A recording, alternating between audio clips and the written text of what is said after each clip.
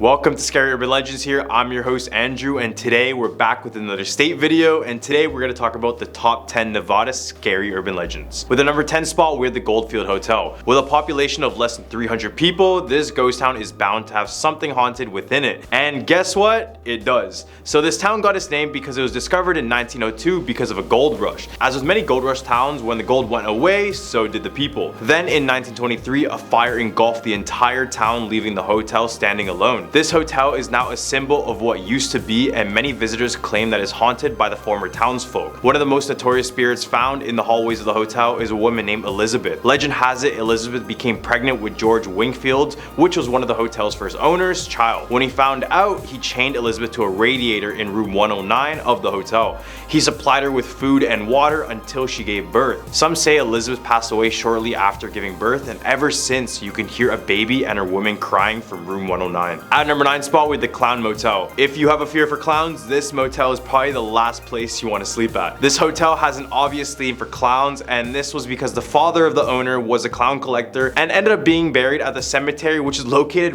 right beside this motel. Motel and cemetery, probably not the most appealing combination. Not only does each and every single room have all types of different clown decorations, but past owners and workers have claimed that it was haunted since the time it was built. They would recall hearing footsteps and voices coming from unoccupied rooms. Even on their website, they have different rooms and the spiritual encounters in each and every single one of them. Because of this, they have a disclaimer which reads, quote, "By visiting the Clown Motel, you acknowledge that you may encounter interaction with spiritual and or unexplained phenomena and or other unexplainable, unusual, or paranormal activity or interactions, which may include risk which may or may not be foreseeable.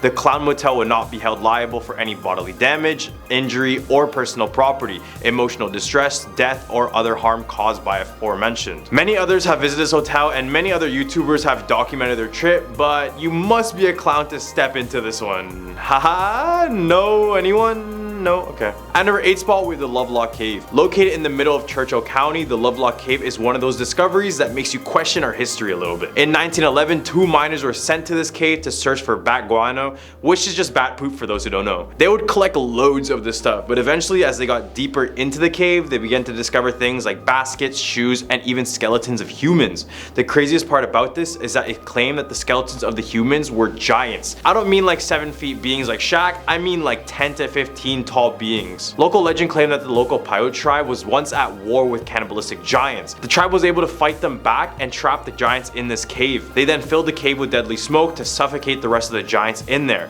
Even though bones have not been formally documented, it could be hidden from the public. Who knows? At number 7 spot, we have Tahoeessie. On the border of California and Nevada lies the beautiful Lake Tahoe. Legends from the Paiute tribe talk about a serpentine beast who lives in an underwater tunnel beneath that very caves. Then in 1959, a police officer named Mickey Daniels reported that something large rocked his boat while he was fishing with a friend at Lake Tahoe. And it was a cause of concern because his boat was 43 feet long. So something huge must have shaken it up. Except there's no sort of whales in Tahoe, so many claimed it was actually the beast Tahoeessie. They believe Tahoeessie to be around 80 feet long and to be as thick as a telephone pole. Many claim it has relations to the Loch Ness Monster in Scotland, and if you see these two side by side, they honestly look like brothers. Regardless, just be wary of what lies underneath the depths next time you swim at Lake Tahoe. Sometimes the beauty in the area may be deceiving. At number 6 spot, we have Virginia City. So this whole city inside Nevada is considered to be haunted. Yup, a whole city. This place started off as a mining town and was one of Nevada's fastest growing cities, but in 1875 a fire engulfed everything within 9 hours, leaving more than 2,000 structures destroyed, hundreds homeless, and over 300 passed away. Now it's said that the spirits roam the entire town, haunting every single building within it. For example, the old Goldfield Hotel is said to have the ghosts of children running the halls and scents of rose when spirits are nearby. The Silver Queen Hotel is allegedly haunted by one of the former workers. It's said that her spirit grabs people's hair and attempts to trip them down the stairs. Then in the St. Mary Arts Center, which was built in 1875, the same year of the fire, it's said that they offer paranormal investigations, including seances inside of the building. Right in the hump of our list, we have Bally's Casino and the MGM fire. Let's take a gamble and talk about the infamous fire that claimed the lives of many in the Las Vegas Strip. On November 21, 1980, in the world-renowned MGM Grand, a devastating fire engulfed the place, with it being the second largest loss of life hotel fire in the history of the US, with over 87 people passing away and 7 700 injured. During the fire, no alarms rang, and to make matters worse, sprinklers weren't even installed in all parts of the building. 8 months after, and the MGM Grand Hotel was rebuilt and reopened to the public. But ever since, visitors claim all sorts of paranormal activity. This includes ghostly apparitions on the same casino floor as the site of the fire, with some reporting that the ghosts are actually still gambling to this day, which is attributed to their last mortal moments before their passing. At number 4 spot, we have Area 51. Couldn't mention Nevada without Area 51. If you haven't been living under a rock, then you must know that this place is a potential alien hotspot. Many people believe this is a place where the government does secret tests with alien technology,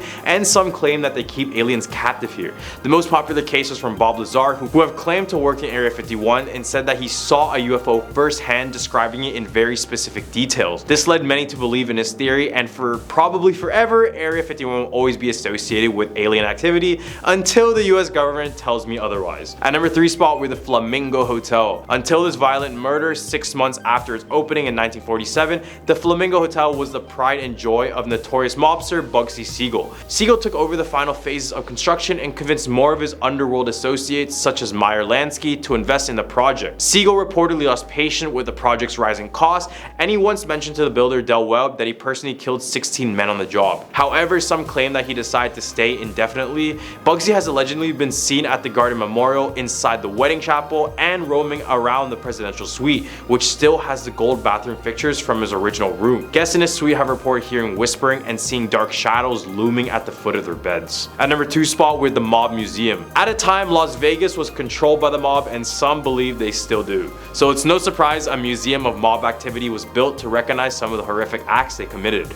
All of their exploits are documented at this mob museum, renovated from the same downtown courthouse where many of these characters were prosecuted. As you can imagine, they weren't too happy about their jail sentences, and some say their spirits still roam the halls after hours. The supernatural energy is especially strong near an exhibit dedicated to the St. Valentine Day Massacre, featuring a brick wall from a parking garage where 7 Chicago gangsters were shot dead in 1929. All the way at a number 1 spot, we have La Plaza Mansion. Although this property is pretty well put together, once you know about its past, you'll definitely look at it differently. It got such a bad rep, it eventually was considered to be Satan's mansion. Built in 1959, this now abandoned building was home to a threatening gangster. Here in this house, he would organize many of his hits. He would also execute others in that home, and he kept many people captive inside of the basement and the attic. So as the years went by, the house claimed more and more lives, eventually to a point when it reeked of the paranormal.